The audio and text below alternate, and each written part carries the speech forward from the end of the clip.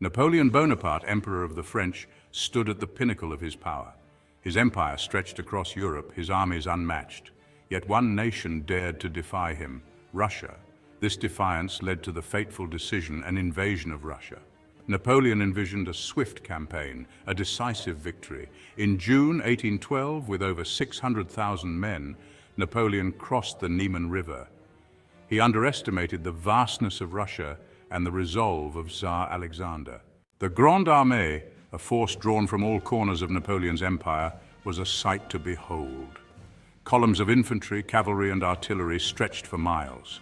They marched with confidence, their bayonets glinting in the summer sun.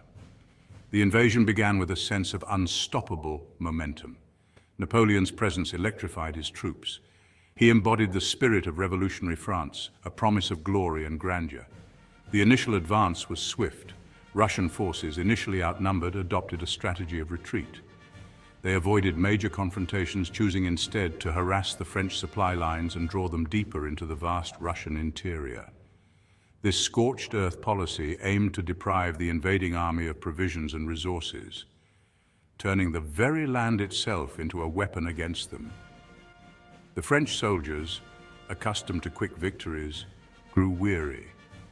The endless marches, the lack of supplies, and the constant threat of enemy raids began to take a toll. The Russians, however, were fighting on their own soil, defending their homes and families. Their determination proved to be a formidable obstacle to Napoleon's ambitions. Despite the challenges, Napoleon achieved early successes. He captured Vilnius, the capital of Lithuania, and then Smolensk, a key city on the road to Moscow. These victories, however, proved to be hollow. The Russians continued their strategy of retreat, leaving behind burning cities and empty fields. Napoleon faced a dilemma: press on towards Moscow, the heart of Russia, or consolidate his gains and establish winter quarters. The capture of Moscow held immense symbolic value. Napoleon believed it would force Alexander to surrender. Driven by this conviction, he pushed his exhausted army further into the Russian heartland. However, the Russians remained undeterred. They appointed General Mikhail Kutuzov, a cunning and experienced commander, to lead the defense of their homeland. Kutuzov understood the importance of patience and strategic withdrawal. He would choose his battles carefully, exploiting the growing weaknesses of the French army. The Russians were determined to make Napoleon pay dearly for every inch of Russian soil. The stage was set for a confrontation that would determine the fate of both nations. On September 7, 1812, near the village of Borodino, the two armies clashed in a battle of unprecedented ferocity. The Battle of Borodino was a brutal, bloody affair. Cannons roared, muskets blazed, and the ground was littered with the dead and wounded. Napoleon, seeking a decisive victory, hurled wave after wave of his troops against the entrenched Russian lines. The Russians fought with incredible tenacity, repelling attack after attack. The fighting raged for hours, neither side willing to yield. By nightfall, the battlefield was a scene of utter devastation. Both armies had suffered horrific casualties. Estimates suggest over 70,000 men were killed or wounded, making it one of the bloodiest single-day battles in history. Technically, Napoleon could claim a victory. The Russian army had retreated, leaving the road to Moscow open. However, the victory was a Pyrrhic one. The French army was battered, its ranks depleted. The Russians, though defeated, had inflicted heavy losses and crucially preserved their fighting force. Section 5, Ashes and Emptiness, the occupation of Moscow and the seeds of defeat. Napoleon entered Moscow on September 14th, expecting a triumphant welcome. Instead, he found a city largely deserted. Worse still, fires, some deliberately set, raged throughout the city. Moscow, the grand prize for which Napoleon had sacrificed so much, was now a smoldering ruin. The hoped-for surrender from Tsar Alexander never came. Instead, the Tsar offered Napoleon a chilling message. The campaign of which your Majesty appears to make so light will take its own course. Trapped in a burning city with dwindling supplies and winter approaching, Napoleon faced a grim reality. His dreams of a swift, decisive victory lay shattered. He had won battles but was no closer to forcing Russia's submission. The occupation of Moscow, rather than a triumph, marked the beginning of the end for Napoleon's campaign. The weeks that followed were agonizing. Napoleon, desperate for a negotiated peace, sent envoys to Alexander, but the Tsar refused to negotiate. The French emperor had misjudged his adversary's resolve. Alexander, fueled by religious fervor and national pride, was prepared to see his nation burn rather than surrender to Napoleon. Section 6. The biting frost. Winter's fury descends on the Grande Armée. As October turned to November, the weather, which had been unseasonably mild, turned bitterly cold. Temperatures plummeted, and snow began to fall. The harsh Russian winter, which Napoleon had underestimated, now descended upon the Grande Armée with a vengeance. The French soldiers, dressed in summer uniforms, were ill-prepared for the extreme conditions. Frostbite ravaged the ranks, turning fingers and toes black with gangrene. Horses died by the thousands, their carcasses littering the frozen roads. The lack of food and shelter exacerbated the suffering.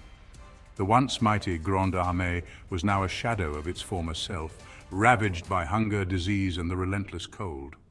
The retreat from Moscow began in late October. What had been an orderly withdrawal soon descended into a chaotic rout. Harassed by Cossacks and pursued by the rejuvenated Russian army, the French faced a desperate fight for survival. Every mile was a struggle against exhaustion, starvation, and the unforgiving elements. Section 7. Retreat from the abyss, a desperate flight across a frozen wasteland. The Berezina river crossing in late November became a nightmarish symbol of the French army's plight. With the Russians closing in, the desperate soldiers, many already weakened by hunger and frostbite, found themselves trapped on the banks of the ice-choked river. Pontoon bridges, hastily constructed, collapsed under the weight of panicked men and horses. The crossing became a scene of unimaginable chaos and suffering. Men trampled each other to death in their desperation to escape. Many, their strength spent, simply froze to death on the river banks, their bodies slowly disappearing beneath the falling snow. The Berezina crossing marked the final catastrophic blow to the Grande Armée. Of the more than 600,000 men who had crossed into Russia just months earlier, only a shattered remnant, perhaps 100,000, straggled back across the Niemen River in December 1812. The Grande Armée, once the pride of France and the terror of Europe, had been utterly destroyed. Section 8, the aftermath, a legacy of loss and the crumbling of an empire. The news of the disaster in Russia reverberated across Europe. Napoleon's invincible aura was shattered. His enemies, emboldened by his defeat, sensed an opportunity to break free from French domination. Within months, a new coalition led by Britain, Russia, Prussia, and Austria was formed against France. Napoleon, though his power was waning, fought on with his characteristic tenacity. However, the tide had turned. He suffered defeats in Germany and Spain. In 1814, the Allied armies captured Paris, forcing Napoleon's abdication and exile to the island of Elba. The Congress of Vienna, convened in 1814, aimed to redraw the map of Europe and ensure lasting peace. France was stripped of its conquests, and a new balance of power was established. The Russian campaign, though a disaster for France, had profound consequences for the future of Europe.